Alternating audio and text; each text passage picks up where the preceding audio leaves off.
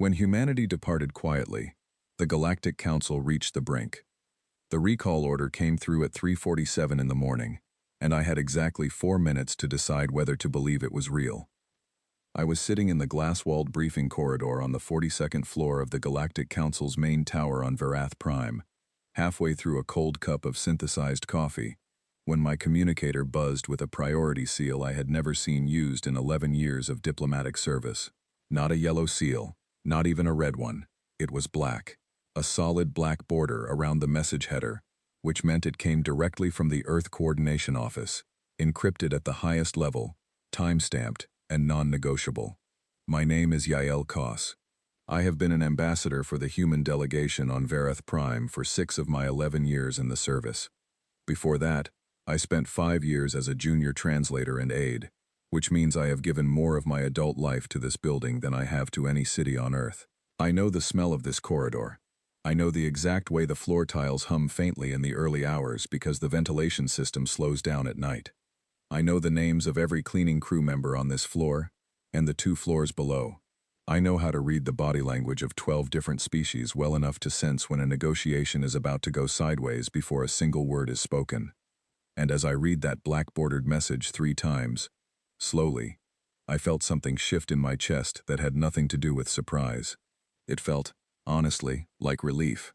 And the fact that it felt like relief told me something important about how far things had gone. The message was 8 words long. All human personnel are to withdraw immediately. Comply. No explanation. No timeline beyond the word immediately. No name signed at the bottom beyond the office seal. Nothing that told me why, or for how long, or what had finally pushed Earth to this point after decades of quiet, grinding service to a council that treated us like a utility, rather than a member. I set down my coffee. I looked out through the glass wall at the city of Verath Prime spread below me, all pale amber light and elegant towers that curved at the top like the stems of flowers. It was beautiful, as it always was. The Verath had built their capital city with a kind of effortless grace that made human architecture look sturdy and blunt by comparison. I had admired this view for years. I had also spent years watching the beings inside those elegant towers make decisions that cost human lives, human time, human energy, and human peace of mind, and then turn around and thank us with the kind of polite distance you might offer a very useful tool. I opened a secure channel to the 2 junior diplomats under my assignment, a man named Owen Clark and a woman named Patricia Dell. They were both asleep, which was sensible at this hour, and I felt genuinely sorry to wake them, but I did it anyway, because Black Seal orders do not wait for morning. Owen answered first. He was young, 26, and still had the particular brightness in his eyes of someone who genuinely believed the work we did here mattered in the way the promotional material described. Patricia was 31, and had been around long enough to know better, but she was still committed in the deep, tired way that people stay committed to things when they have already given too much to walk away. I read them the message. Neither of them spoke for a long moment. Then Owen said, "Withdraw to where?" "Earth," I said, "or the nearest transit hub. The message does not specify." Patricia said, "What about the Theron Accords? The 3rd session is in 9 hours." She was right. The Theron Accords were a peace negotiation between 2 species, the Vorath and the Kethal, over a resource corridor that both of them needed and neither of them was willing to share without a mediator present. Humans had been the mediators for 8 months. 8 months of careful, exhausting, delicate work that had brought both sides to within touching distance of an agreement. The 3rd session in 9 hours was supposed to be the one where signatures happened. Without a human mediator in the room, there would be no signatures. The Vorath and the Kethal would sit across from each other with no one between them, and within about 40 minutes, based on every piece of behavioral data I had accumulated, the room would stop being a negotiation room and start being something much worse. "I know," I said to Patricia. "Pack your things." She went quiet again. Then, "Yael, are we actually doing this?" I thought about all the nights I had stayed past midnight in this building. I thought about the Dravari famine response 3 years ago, when I had gone without proper sleep for 11 days because Earth was the only delegation that volunteered to coordinate the relief effort. I thought about the 16-hour translation sessions I had sat through for species that would not even learn 10 words of any human language in return. I thought about the memo I had sent to the Earth Coordination Office 14 months ago, carefully worded, professionally calm, describing in specific detail how the human delegation was being used as an unpaid emergency service for the entire council, and how the response I received was a single paragraph thanking me for my observations and assuring me that Earth's contribution was valued. Valued. That word had sat in my memory like a stone in a shoe ever since. Yes, I said, we are doing this. We packed quickly, because there was not much to pack. Diplomats learn early not to accumulate too many personal objects in their workspaces. It makes the inevitable reassignments easier. I took my data drive, my personal communicator, the small framed photograph of my mother I kept on my desk, and a book I had been reading for the third time, a human novel about a woman who walks away from everything she built and discovers she had been building it for everyone else the whole time. I had been meaning to finish it for months. I was sealing my bag when the door chimed. It was Counselor Sirath. He was Verath, which meant he stood slightly taller than the average human, with the silver-gray skin and large, dark eyes characteristic of his species. He was considered one of the most reasonable members of the council, which in practice meant he was the one who occasionally remembered that the human delegation was made up of actual people, rather than problem-solving infrastructure. He looked at my bag, then he looked at me. "The recall is real," I said, before he could ask. "I heard," he said. His voice was lower than usual. "Yael. The Theron session. I know. If you leave tonight, the Vorath delegation will interpret it as a signal of bad faith from the Kethal side. They have been looking for any reason to withdraw. I know that too, Sirath." He was quiet for a moment. His large eyes moved across the room in that slow, deliberate way that Verath people did when they were thinking hard about something they did not want to say out loud. Then he said, "What did we do?" The question surprised me, not because I did not have an answer, but because it was the first time in 11 years that any council member had asked it in those exact words. Not "what is your timeline?" Not "what are your terms?" Not "what will it take to keep you here?" Just, "What did we do?" I picked up my bag. "That," I said, "is exactly the right question." I walked past him into the corridor. Owen and Patricia were already waiting by the elevator, their bags at their feet, their faces carrying the particular expression of people who are doing something that feels both wrong and necessary at the same time. The elevator doors opened. We stepped inside. I looked back at Counselor Sirath standing in the corridor, and I thought for one honest second about staying, about the Theron session, about all the careful, painstaking work of 8 months, about what would happen when the Vorath and the Kethal sat down tomorrow without anyone between them. Then the doors closed. The shuttle bay was 3 levels below ground. It took us 11 minutes to reach our assigned craft, load our bags, and clear the departure protocols. The pilot, a human woman named Claire Marsh, who had been ferrying personnel between the surface and the orbital station for 4 years, said nothing when we boarded, except to confirm our destination and tell us that 3 other human crews were departing from the secondary bay simultaneously. We were not the only ones leaving. Every human on Verith Prime was leaving. Claire brought the shuttle up out of the bay in a smooth, controlled arc, and I watched through the side window as the tower that held the Galactic Council chambers rose and then fell away below us, lit up amber and silver against the dark of the pre-dawn city. I thought about how many times I had looked up at that building from the ground when I first arrived, thinking it was the most important place in the known galaxy. I thought about how many years I had spent inside it, trying to hold things together for beings who never once thought to ask whether the effort was costing me anything. The city of Verith Prime grew small below us, then smaller, then it was just a cluster of light in the dark. I opened my book.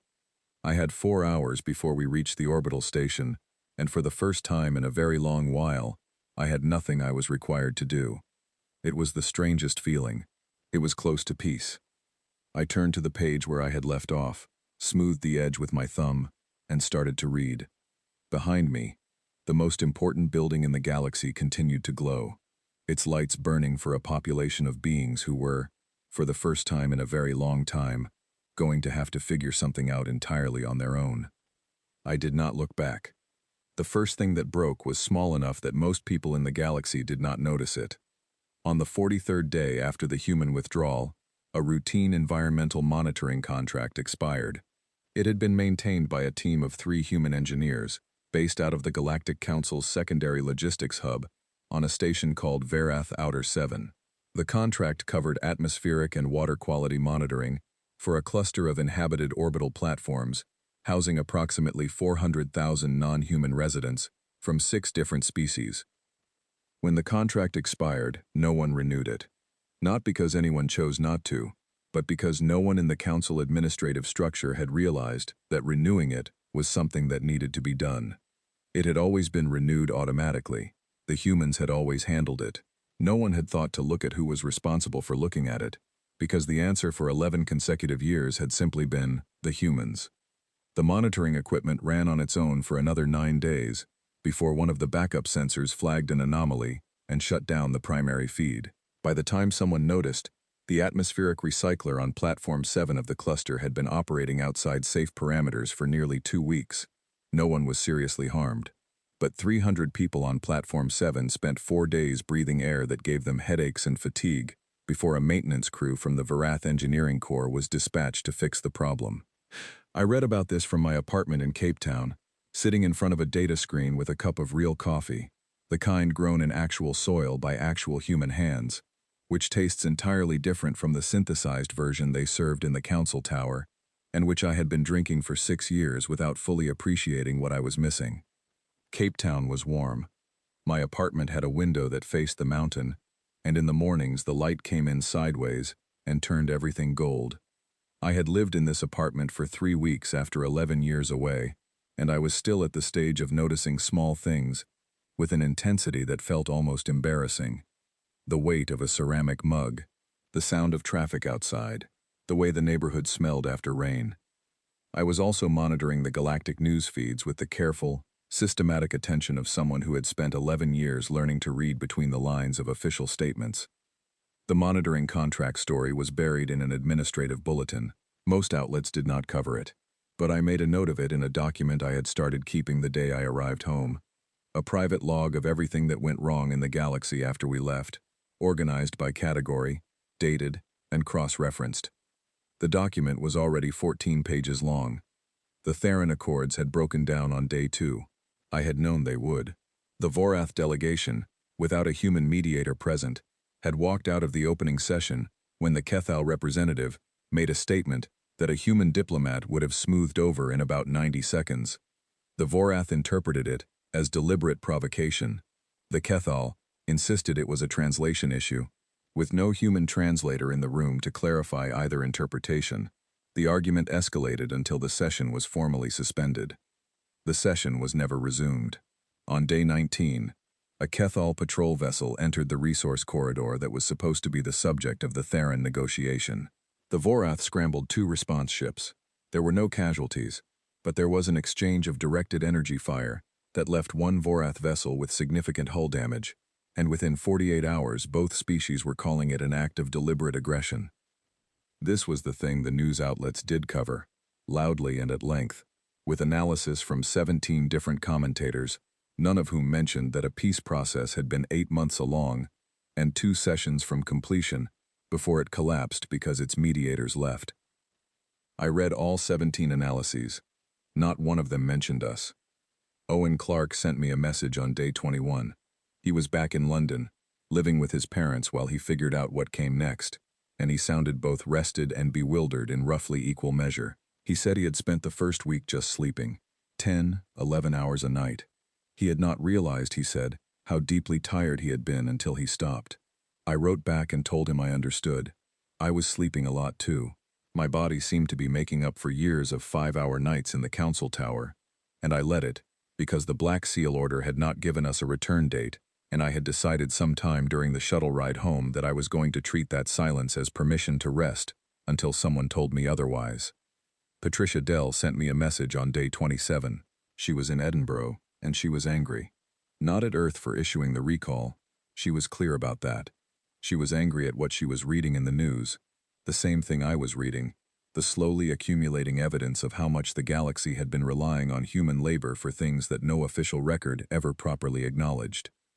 She sent me a list. She had been compiling her own document, it turned out.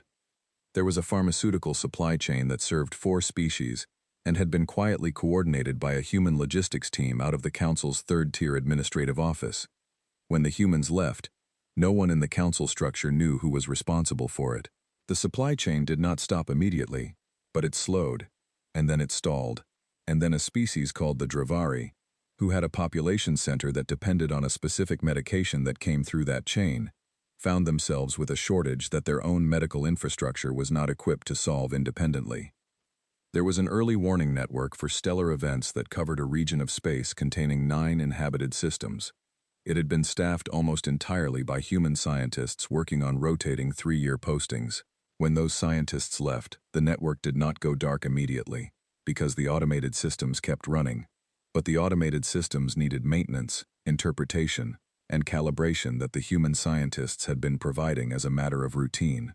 Without them, the network started producing data that no one in the remaining staff could fully analyze. There was the mediation service. Not just the Theron Accords, but 15 other active processes that human diplomats had been facilitating at various stages of development. Some of those were paused, some collapsed.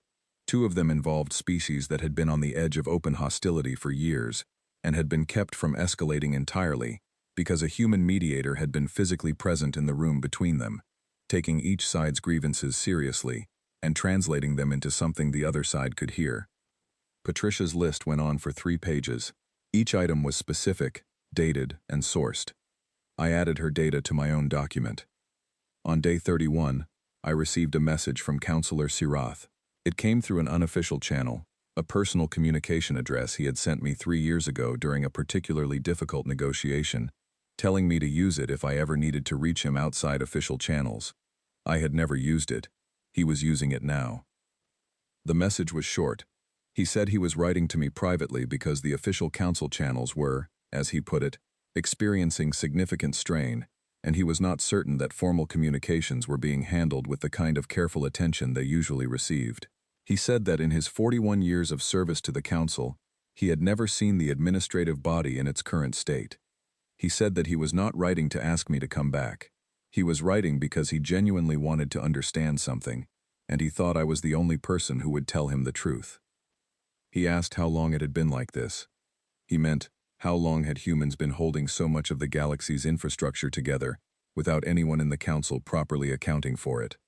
I sat with that question for a full day before I answered. Then I wrote back and told him, since the beginning, since the first year of Earth's membership in the Galactic Council, when human volunteers stepped in to staff a refugee processing operation that the Council had approved but failed to actually resource, we had been filling gaps for the entire span of our membership. We had been doing it because we were good at it, and because we cared about the outcomes, and because each individual gap, taken alone, seemed like a manageable thing to step into. No one had sat down at the start and designed a system in which humans were the load-bearing wall of galactic civilization. It had just become that, one small decision at a time, over decades. He wrote back within an hour. A single line. I did not know. I believed him. Sirath was not a dishonest being. The problem was not dishonesty. It was something more ordinary, and in some ways harder to correct than dishonesty. It was assumption. The assumption, built up over years and then hardened into something that no one even examined anymore, that humans would be there, that humans would handle it, that whatever gap appeared, whatever crisis emerged, whatever problem exceeded the appetite of every other species present to engage with it, a human would step forward. The assumption had become invisible because it had never been wrong. Until now. On day 43, the second major crisis hit. Not the monitoring contract, which had been a quiet, technical failure. This was loud. The Vorath and the Kethal both moved armed vessels into the resource corridor at the same time. Both sides claimed the other moved first. The Council convened an emergency session. 3 different species offered to mediate. The Vorath rejected all 3 on the grounds that none of them were neutral, a claim that was at least partly accurate. The Kethal accepted one of the offers, which the Vorath then used as evidence of bad faith. The session lasted 9 hours and produced nothing. I watched the summary recording from my apartment, still in my morning clothes, with a second cup of coffee I had stopped tasting 20 minutes in. I watched the council chamber, full of beings from dozens of species, all of them intelligent and experienced and earnest in their various ways, completely unable to move forward on a problem that 2 human diplomats and a handful of translation files had been managing smoothly for 8 months. Owen sent me a message that evening. It said, "Are you watching this?" I wrote back, "Yes." He wrote, "Is this our fault?" I thought about that for a while. Then I wrote back, "No, but we have to decide what we do about it." He did not respond right away. Neither did I have an answer yet for what that meant in practice, but I knew that the period of quiet, of rest, of watching from a distance, was not going to last much longer. The galaxy was not collapsing dramatically. It was not exploding or burning. It was something slower and in some ways harder to watch. It was fraying. Thread by thread, in all the places where human hands had been the ones holding things together, the fabric was coming apart. And somewhere in the Earth Coordination Office, someone had known this would happen. Someone had issued a Black Seal recall order, knowing exactly what the galaxy would look like on day 43, and they had done it anyway. I needed to understand why. I sent a formal request to the Earth Coordination Office for a briefing. The response came back in 6 hours. It said a briefing had been scheduled. It gave a date 3 days away. It said the briefing would include the full classified report on the status of human contributions to galactic operations, something that apparently existed, and had apparently never been shared with the diplomatic corps in any complete form. The name at the bottom of the scheduling confirmation was someone I did not recognize, a man named Colin Adler, listed as Deputy Director of the Galactic Relations Assessment Division, a title I had also never heard before. It was, I was beginning to understand, an office that had been watching all of this for a very long time, an office that had been counting, an office that had known, precisely and in documented detail, exactly how much we were giving, long before we ourselves had put all the pieces together. 3 days. Then I would sit across from Colin Adler and find out what Earth had known, and when, and what they intended to do about it. I closed my data screen. Outside the window, the mountain was lit gold in the late afternoon sun, solid and patient, and entirely indifferent to the concerns of the Galactic Council. I found that deeply comforting. I went to bed early. I slept 8 hours without waking. Colin Adler was a small man with careful eyes, and the kind of stillness that people develop when they have spent many years sitting in rooms where a single poorly chosen word could change the outcome of something large and irreversible. He met me in a building I had not known existed, which was itself a piece of information. It was located in a part of the city that had the quiet, low-profile quality of places the government does not put on maps, and the interior had the sparse, functional look of an office that exists entirely to do work rather than to impress visitors. There were no decorative elements. There were no windows in the conference room where he sat across from me with a data tablet, face down on the table, and a cup of tea he had made himself from a small machine in the corner. He offered me tea. I took it. We sat down. "How much do you know?" he asked. "Enough to understand that someone has been compiling a very detailed record," I said. He turned the tablet over and slid it across the table to me. The screen was open to a document with a title that took me a moment to process. Assessment of Human Galactic Operational Contributions, classified at the Senior Directorate level, dated 3 years ago. 3 years ago. "You have known about this for 3 years, I said. "We have been formally tracking it for 3 years, he said. "The informal awareness goes back much further. But 3 years ago, the director at the time commissioned a full operational audit. Every function, every role, every task that human personnel were performing in the Galactic Council system and its associated bodies.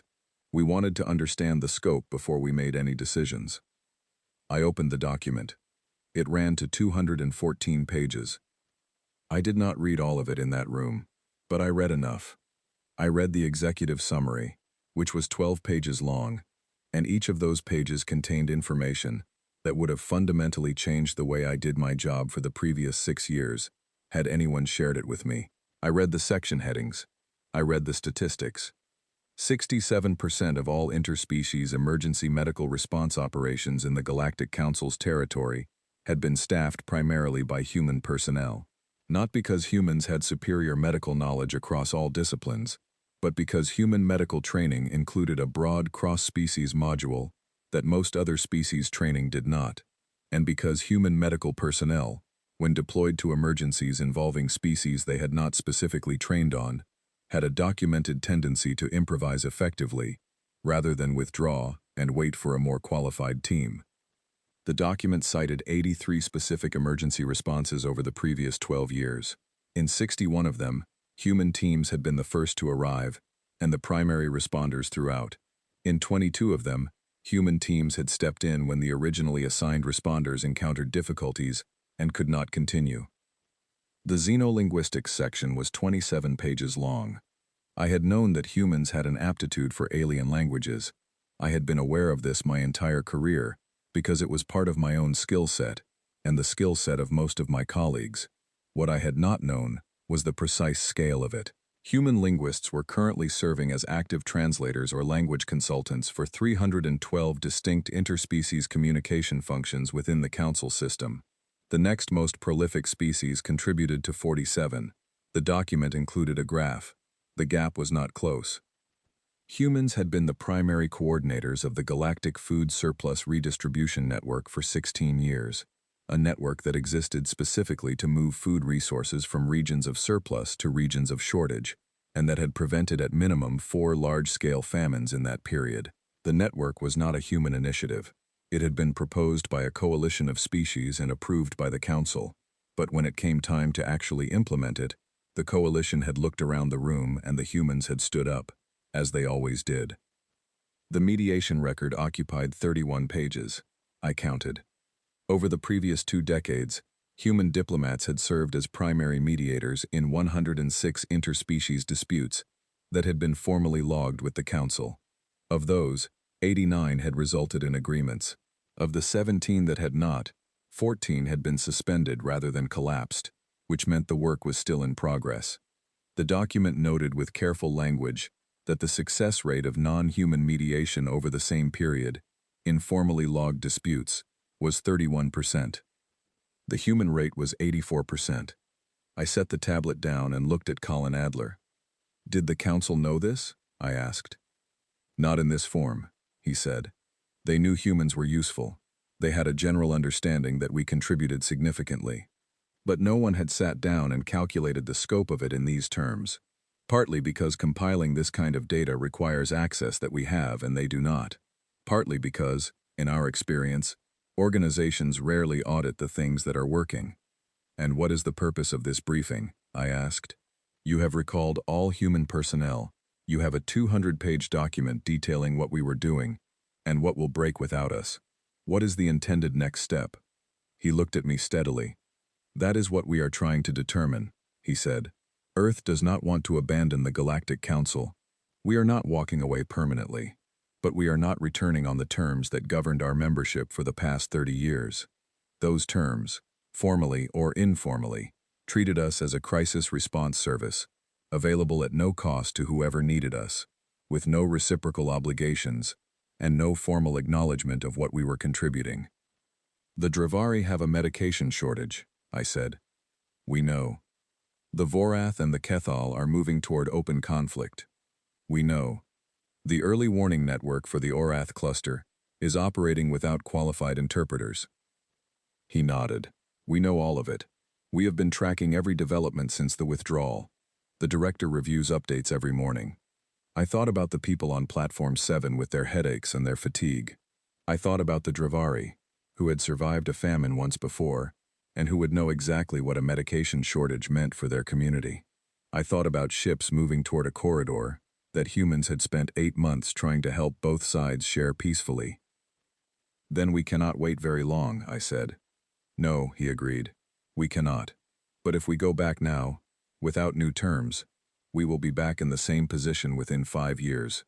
The Council will absorb us back into the same role. The assumptions will reform. The document you are holding will become irrelevant, because the situation will simply return to what it was." He slid a second document across the table. This one was shorter, 15 pages. It had a different heading, Framework for Equitable Galactic Participation. This is what we want, he said. We want you to read it. We want your input, because you have been inside the council longer than almost anyone currently in this building. And then we want to discuss whether it is achievable. I picked up the second document. I did not read it that afternoon. I took it home. I sat in my apartment with the mountain in the window, and the light going from gold to orange, to the deep blue of early evening, and I read every page 3 times, and I made notes in the margins, and I thought about Sirath's question, what did we do? Not an accusation. A genuine question from a being who was, I believed, capable of understanding the answer if it was given to him clearly.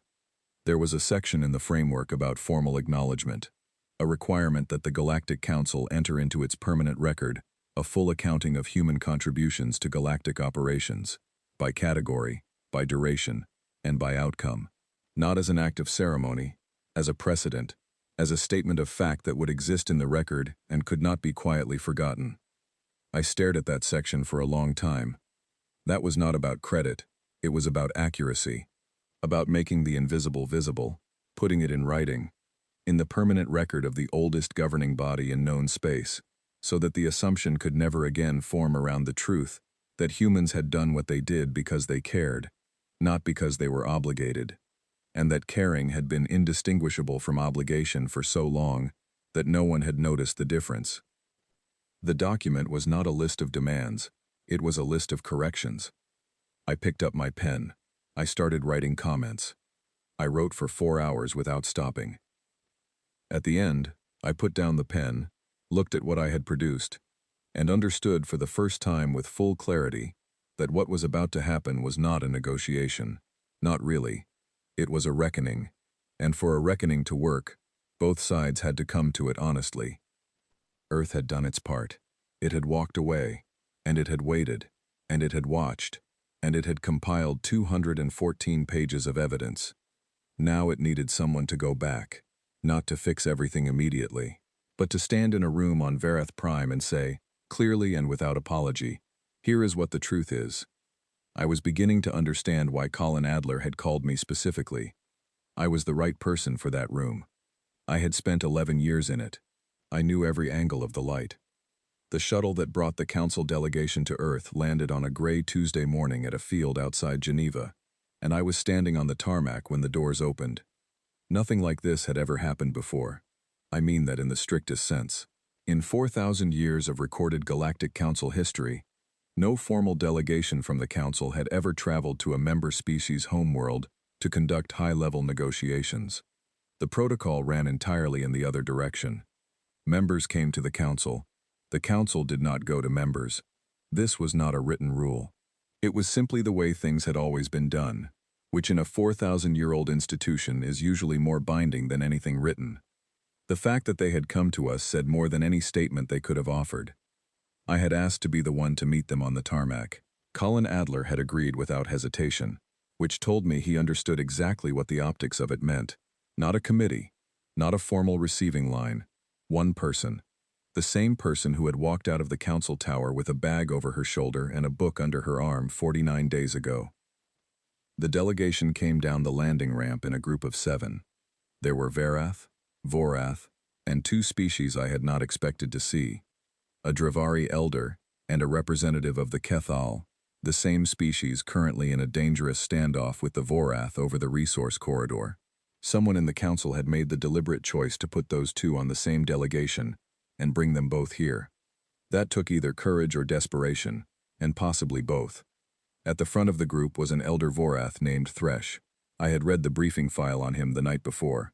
He was 112 years old in Vorath years, which was not old for his species, but was old enough to have seen the previous major crisis in council history, a collapse of the trade compact 30 years ago that had taken 6 years and significant suffering to resolve. He had served on the mediation committee for that resolution. He had been picked for this delegation because he was the one council member alive who had experienced firsthand what it looked like when galactic cooperation broke down. He looked at me when he reached the bottom of the ramp. "Ambassador Koss," he said. His translator rendered it in a voice that was low and deliberate. "Just Koss is fine," I said.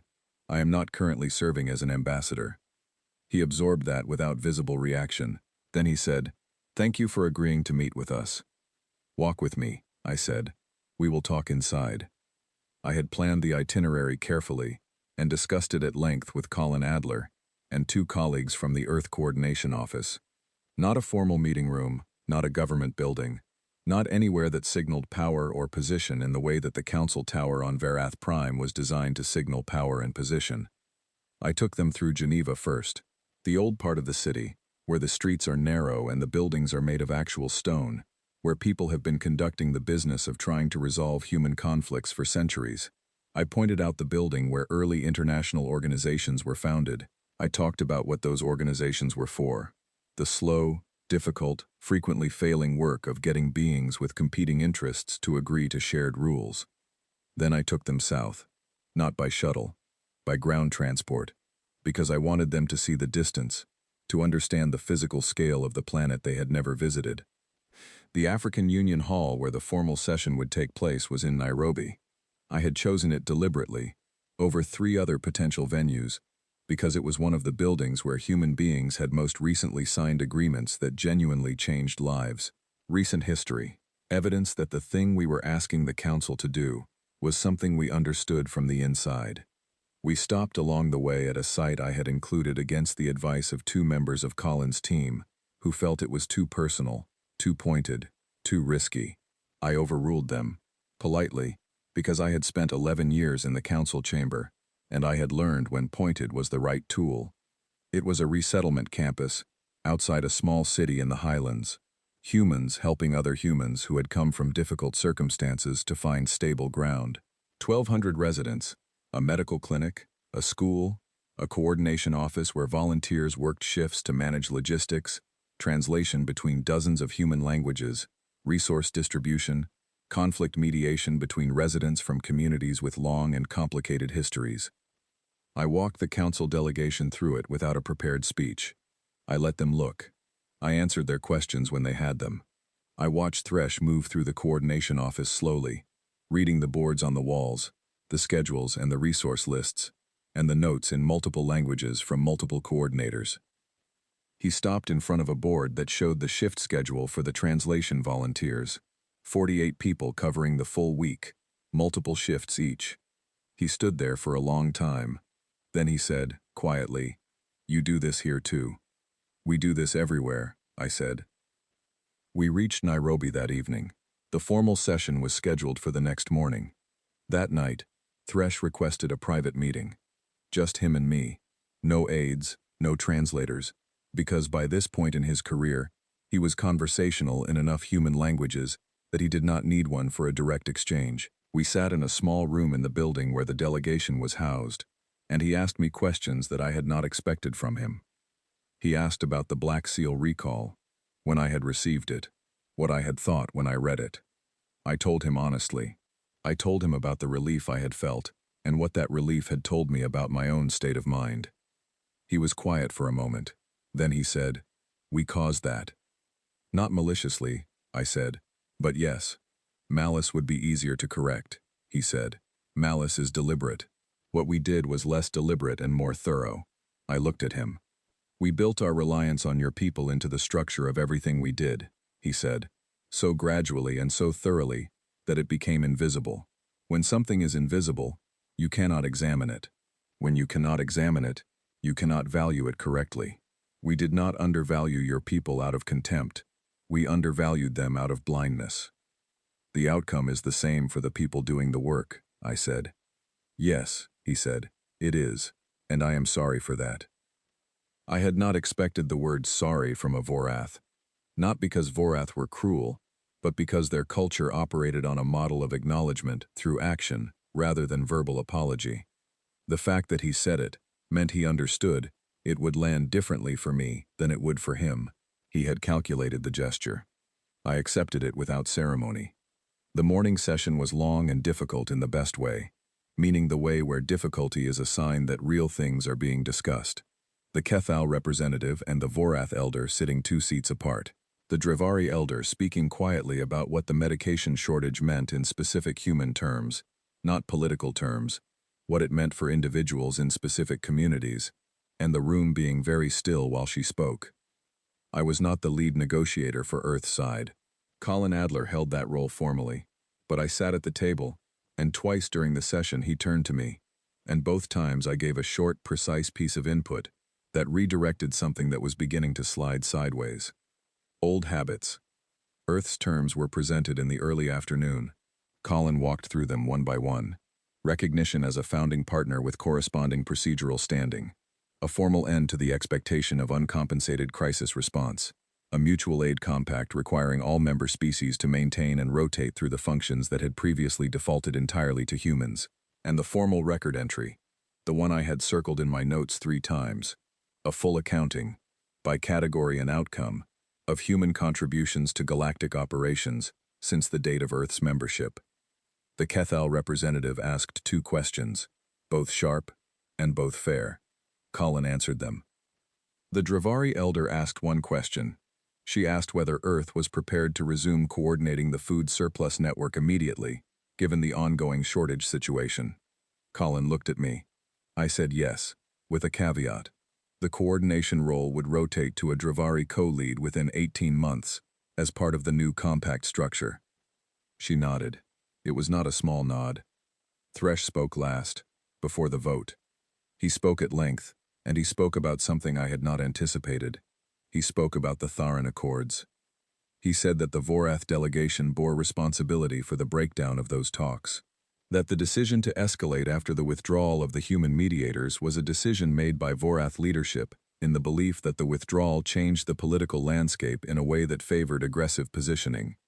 He said, in the permanent record of this session, that this assessment had been wrong, that the Vorath had miscalculated in a way that brought 2 species to the edge of open conflict and had cost both sides resources that neither could easily recover. He paused. He looked across the table at the Kethal representative. We would like to propose that the Tharan process be reopened, he said, with the understanding that any mediation will be conducted under the terms of the new compact, by a team that includes human participation, but is not led solely by human mediators. The Kethal representative was quiet for a moment. Then she said, we agree to the proposal. The vote on the compact terms passed with 38 member species in support, 2 abstentions, no opposition. The Dravari elder, whose name I had learned that morning was Mira Osel, came to find me after the session. She was a small being, compact and deliberate in her movements, with the particular quality of stillness that I had come to associate with very old beings who had stopped needing to prove anything to anyone. She said, in carefully precise English, your people kept us from starving once before. I know, I said. I want to ask a direct question. Please. Was it the right thing to do, to leave? I thought about that. Not the fast version of thinking about it, the diplomatic version, where you assemble the answer that will land correctly. The slow version. It was the necessary thing, I said finally. I am not certain it was right, but I think it was the only thing that had a chance of leading us here. She considered that for a moment. Then she said, that is an honest answer. It is the best I have, I said. She gave a small nod and moved toward the door. Then she stopped and looked back. Your people, she said, carry things for a very long time before setting them down. I smiled at that. It was, I thought, the most accurate thing anyone from another species had ever said to me about us. Yes, I said, we do. 3 weeks after the Geneva Accords were signed, I was back on Veroth Prime. The city looked the same. The towers still curved at the top like the stems of flowers, still caught the light in the early hours, and turned amber and silver, still rose against the sky with that effortless Veroth grace that had struck me the first time I saw it, and never quite stopped striking me, even after years of daily familiarity. The shuttle bay smelled the same. The corridor outside the main diplomatic offices smelled the same, something between stone and clean air, and the faint metallic quality that all council buildings shared. A smell that was, I now understood, a smell I had missed without knowing I was missing it. What was different was smaller and larger at the same time. The lobby had a new display. It had not been there when I left. It ran along the full length of the eastern wall, understated in its design. The kind of thing that people would walk past without stopping unless they were looking for it, but which was there, permanently, in the most trafficked corridor of the most important building in known space. It was the acknowledgement record, 214 pages of it, condensed and formatted for public access, available in 47 languages, covering every category of human contribution, from the first year of our membership to the date of the withdrawal. It was not a monument. It was not triumphant. It was just accurate. Just a record of what had happened, in clear language, available to anyone who wanted to know. I stood in front of it for a long time the first morning I was back. Not because I needed to read it. I had read the source document many times by then. I stood there because seeing it on the wall of that corridor made it real in a way that the document had not. Physical, permanent, part of the building. Then I turned and walked to my new office. Not my old one. My old one had been a mid-tier space on the 42nd floor, comfortable, but positioned in a way that communicated exactly where junior diplomats sat relative to senior council members. My new one was on the 35th floor, which did not sound like an improvement until you understood that the 35th floor was where full partner delegations were housed. Not associate members, not contributing members. Partners, with corresponding access, corresponding procedural rights, and an office door that had a nameplate reading exactly what I had asked it to read. Yael Koss, Senior Partner Ambassador, Earth. Owen Clark was already in his office 2 doors down. He looked rested in a way he had never looked during his previous posting, which I was choosing to take as evidence that the 6 weeks at home had genuinely helped. He had also, for reasons he had not fully explained, acquired a small plant that he had placed on the windowsill of his new office, and which he introduced to me with a degree of affection that I found both charming and slightly concerning. Patricia Dell had chosen not to return. She had told me this in Edinburgh, over dinner, 2 weeks before the delegation arrived in Geneva. She said she was not done with this work, but she was done with this building for now. She had taken a posting with the new Mutual Aid Compact Coordination Office, the one that would be responsible for rotating training and staffing for functions that used to fall to humans by default. Her role would be designing the training programs, teaching other species how to do the things we had been doing alone. I thought that was, of all the ways this could have gone, one of the best. The work on the first day back was immediate and specific. The Theron process was scheduled to restart in 4 days. I would be part of the mediation team, not the lead, a role that had been given to a senior Verath diplomat named Oren, who had specifically requested human co-mediators, and then spent 3 weeks in intensive preparation sessions with our training office to understand the methodology. Owen would be the primary human mediator on the team. I would be available for consultation, and for the moments where an experienced human read of the room was needed. I was, in other words, exactly where I was supposed to be. Present, contributing, not carrying everything. The Mutual Aid Compact had its first coordination meeting on the 2nd day. I sat in as an observer. 14 species had sent representatives. The agenda covered the rotation schedule for 7 of the functions that had previously been handled primarily by humans, starting with the Emergency Medical Response Network. The Verath had agreed to provide 22 trained responders for the network over the following year. The Dravari, who had experienced the shortage firsthand, and were not inclined to be caught in that position again, had sent their most senior logistics coordinator to lead the Pharmaceutical Supply Chain Working Group. It was not perfect. The rotation schedules had gaps. Some species had sent representatives who were enthusiastic but not yet qualified. There were arguments about resource allocation that lasted longer than they needed to, but it was happening. 14 species in a room, taking ownership of functions they had previously assumed someone else would handle. I stepped out into the corridor during a break and stood by a window that looked toward the city. Sirath found me there. He had a habit of appearing in corridors at the right moments, which I had decided years ago was either a deliberate skill or an uncanny coincidence, and had never determined which. He stood beside me and looked at the city alongside me for a moment without speaking. Then he said, "The compact meeting is going well." "Better than expected," I said. "Not as well as possible," which is, in my experience, about what you can ask for on the first day of something genuinely new. He was quiet for a moment. Then he said, "Thank you for leaving." I looked at him. "I know that is a strange thing to say," he continued, "but the clarity that came from it, the audit, The record on the wall downstairs, the compact. None of those would exist if you had stayed. The situation would have continued as it was for another decade, perhaps two. The assumption would have held. It nearly cost the Dravari their health infrastructure, I said. Yes, he said. It did, and that was a serious harm, and I am not minimizing it. But the harm that was building, year by year, in your people, the exhaustion, the invisibility, the being needed without being seen, that was also serious. We did not see it because it was not acute. It did not present in a way that required emergency response. I thought about what Mira Osel had said. Your people carry things for a very long time before setting them down. Chronic is still damage, I said. I know that now, he said. I am not sure I understood it before. On the third day back, a new face arrived in the human delegation suite. His name was Nathan Cross, 24 years old, fresh from the diplomatic training program, and he had the particular quality of someone very young who is trying to appear competent and not quite managing to hide how thrilling they find everything. He found me in the corridor outside my office and introduced himself with the careful, formal manner of someone who had been told I was important and was not sure how to calibrate accordingly. Ambassador Koss, he said. Just Koss, I said. How was your transit? Long, he said honestly, which I appreciated. But the city is remarkable.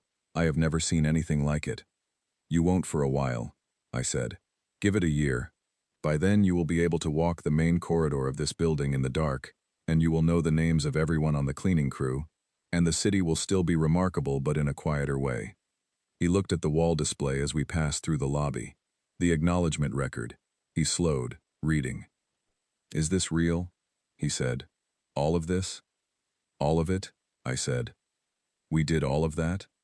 I looked at the display, the long columns of dates and functions and outcomes, 80 years of human work, accumulated and made visible. We did, I said. And now, we are going to do it differently, less alone, with better terms. And with this, on the wall so no one forgets. He was quiet for a moment, reading. Then he looked at me. What is it actually like, working here? I thought about the question. The real answer was long and complicated, and would take years to fully transmit. But there was a short version that was also true.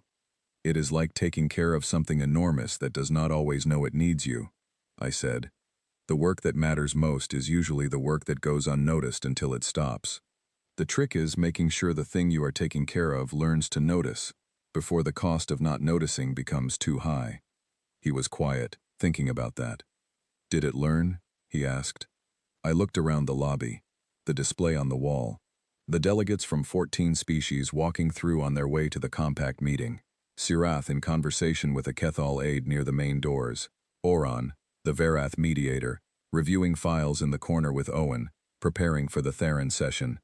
Not perfect, not fixed, not solved, but changed, genuinely and structurally changed, in a way that had a chance of holding.